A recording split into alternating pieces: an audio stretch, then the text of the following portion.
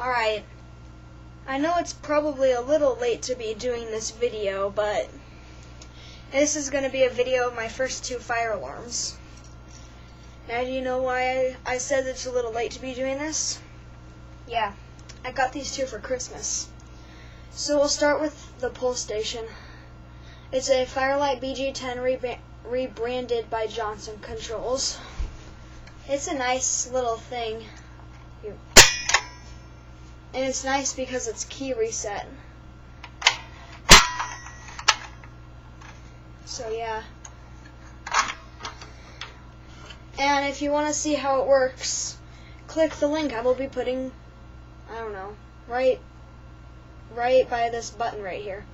Alright, which I will do later. Alright. And next is this Spectre alert from Japan,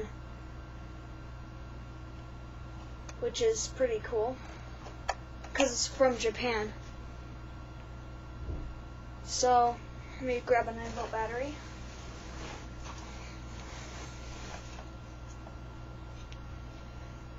BC 24.